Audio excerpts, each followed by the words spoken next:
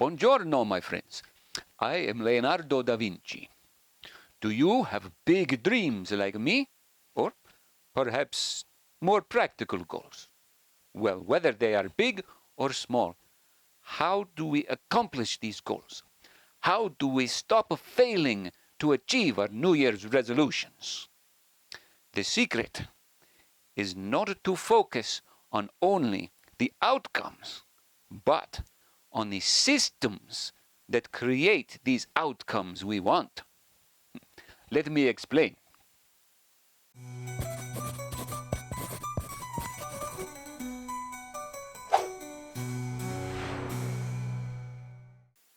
Our goals are important, yes?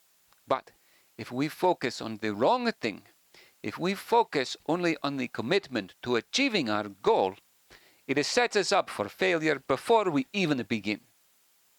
Let us use a well-overused example.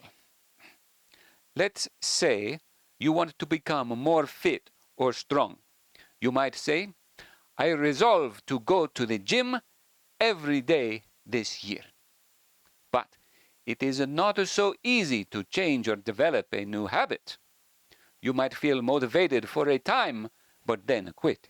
Perhaps you have had a hard week, or you do not feel well, so you decide to skip a session, or 2, or 3. Now, it is much harder to return, and we fall into the trap of thinking, I have already failed, so why keep struggling? But 80 to 90% of people will quit their resolutions, even within the first weeks and months. Do not feel bad about this. Behavioral science shows us the power of habits and how difficult it is to change a habit. But this is good news as well, because knowledge is power. Let's approach this problem as an engineer. You have likely seen drawings of some of my inventions and mechanics. Like a catapult, we can also take apart the elements of a developing habit and engineer them to suit our purpose instead of working against us. I recommended the book by James Clear titled Atomic Habits. He presents a well-structured analysis of the science and psychology of habit formation. In summary, the 4 parts of habit formation are cue, craving, response, and reward. By observing and taking notes on our day-to-day activities, we can see each of these components in our lives. And this gives us the power to change these elements as we see fit, so that we can develop the habits that we want and eliminate the ones we do not. I constantly make observations and reflections in my now famous notebooks. Parts of my notes and sketches I intended for publication. Other parts were only for my own use and study. Did you know that I wrote and sketched possibly 20,000 pages of notes? Only about 7,000 have survived to this day. But this is a fantastic example of the difference between creating a goal and developing a habit. I did not always write in my notebook, certainly not so prolifically. I began to develop the habit when I was about 30 years old while working in Milan. I did not say to myself, I declare the goal of creating 20,000 pages of notes in my lifetime. No, I simply knew the benefit of thinking on paper and the benefit of referring to my notes, which were becoming too much to keep in my head.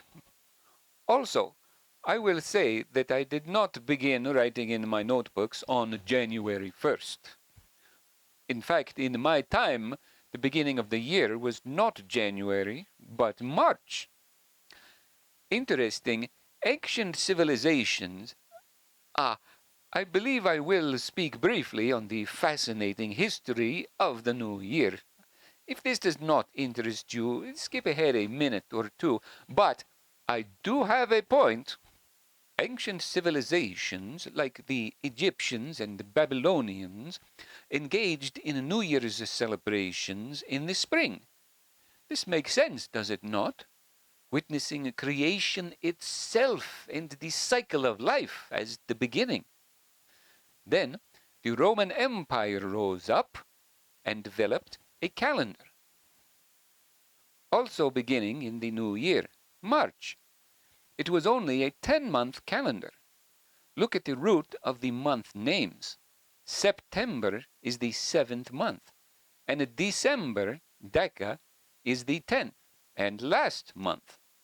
The time between the two had no names. They were not even recognized, since it had no bearing on farming. Eventually, they did add the 2 missing months, and January was then decreed the new beginning of the year. As the Roman Empire spread, so did the practice of celebrating January 1st among European civilizations. End of the story. But no! With the fall of the Roman Empire and the explosion of Christendom, the January 1st celebrations were deemed pagan, and the New Year was once again celebrated in the spring, specifically March 25th, which was the Church's feast of the Annunciation. Speaking of the Annunciation, that is the name of one of my earliest paintings. Shortly after my time, in 1582, the Gregorian calendar was established. This is the calendar you are familiar with in your time. In my time, however, the New Year was largely recognized to be in the spring. Which brings me back to my point. Yes, I have a point. Do not give too much regard to the date of January 1st, or March 25th for that matter. Ultimately, it is arbitrary. What is important is that you recognize that you want to make a change. Whatever time of year it is and wherever you are, you have the power to make changes in your own life. Do not let a calendar or something as mundane as human psychology take that power from you.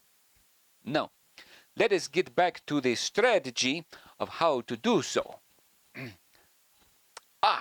Yes, the habit of writing in my notebooks. Sometimes I would simply make lists or write down a random thought. Sometimes I had a specific goal, something magnificent I wanted to create, to move something into my mind, into the paper. When this was the case, I did not spend 100 days on making one perfect drawing, but rather I would make 100 drawings in order to arrive at the perfect one. You see, producing quantity will always have better results in the end than producing quality. Quality will inevitably be achieved through quantity. So, I started writing in my notebooks. From detailed anatomical drawings to idea generation to packing lists for a trip. After I developed the habit, the result was 20,000 pages of now world-famous forward thinking. If you would like to learn more about the detailed application of these habit-forming techniques, read this helpful book, Atomic Habits. Another barrier to meeting our goals is friction. We tend to think that if we are motivated enough and strong enough, that we can achieve our goal of going to the gym every day, no matter what. But we are human, and we live in a complicated world, no? So, we know that there will be days it will not be so easy, and there will be days it will be very difficult indeed to meet our goal. As an engineer, we can again design our system to reduce this friction as much as possible, this time using our space. Now, in our gym example, you might choose to join a gym that is very close to your house. Because on those days when you have little motivation or not feeling well, a 2-minute drive to the gym is much less friction than a 20-minute drive. You see? In my life and work, I had a maestro's studio and was usually working under the patronage of a royal court. This provided me with a studio space, apprentices, materials, and time to devote to my art, inventions, and studies. You are likely not working in a fully funded studio, but you can redesign your environment in many different ways to reduce the friction and make it easier to stick with your goals. One of my favorite techniques is a project shelf. You see, what often happens with a project is you are excited about the project in the beginning. Then you set it aside. Then, when you have the desire to work on it again, you must physically locate the project and all the materials that you need to work on it. And you must remember what it is that you were working on and figure out what the next thing that you must do is. This often creates enough friction that you don't get the project restarted.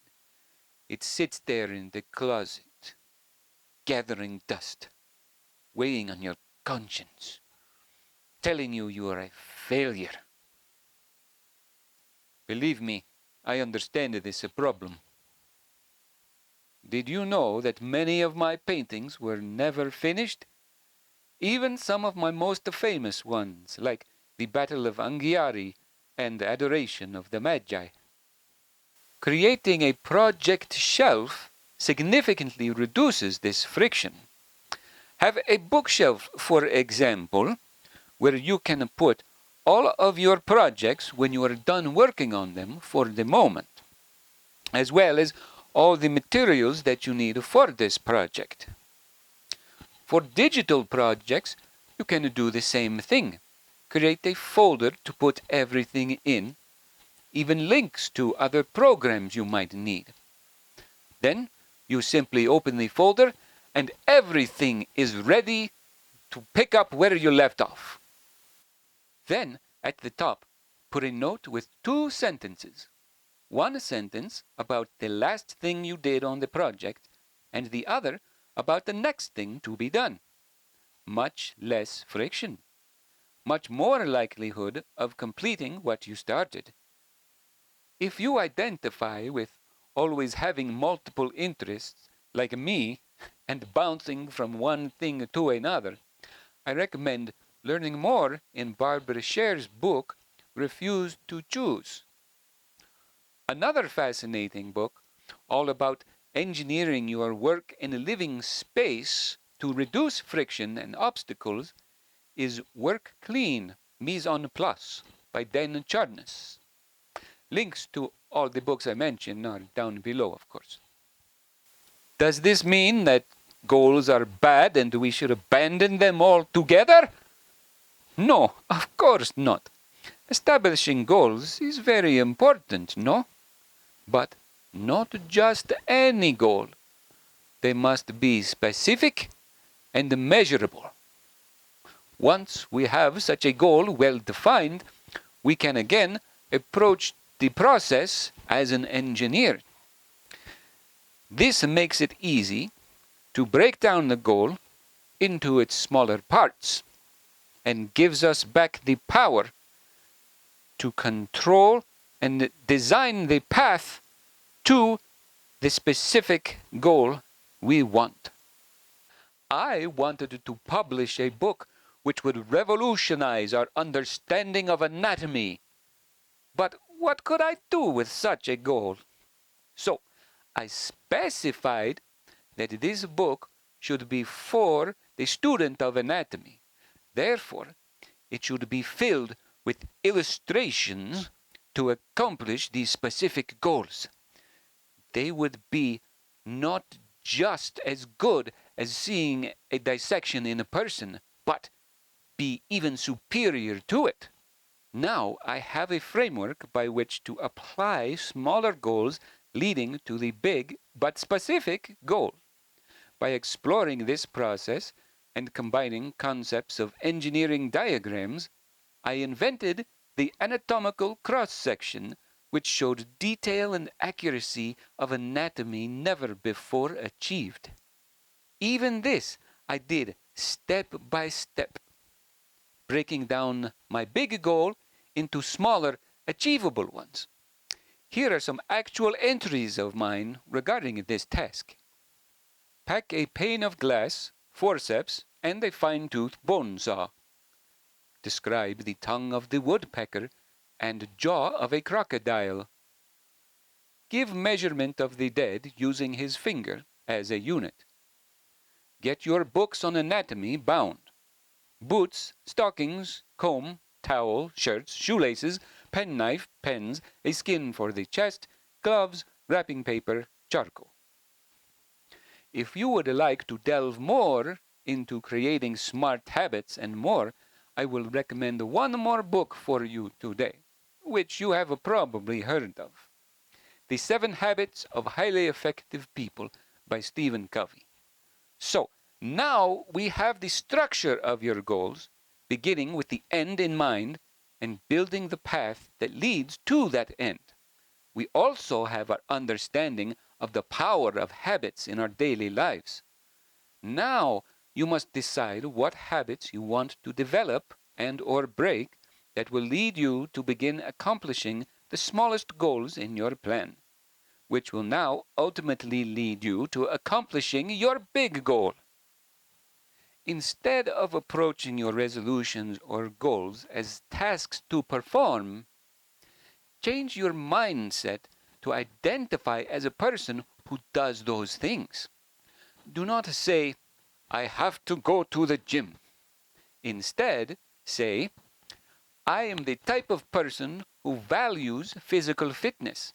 Then work to develop this habit little by little. Do not be daunted by large goals. Think like an engineer. You can break down your goal into small parts so you can create your path to get to your goal. Arguably, the greatest mind of all time has some of the same flaws that you do and struggles with some of the same obstacles. I failed, but I also succeeded, and so can you. Be curious. Did you know you can hire Leonardo to present a workshop, give a lecture, paint or draw live, or mingle with your crowd? See the link down below.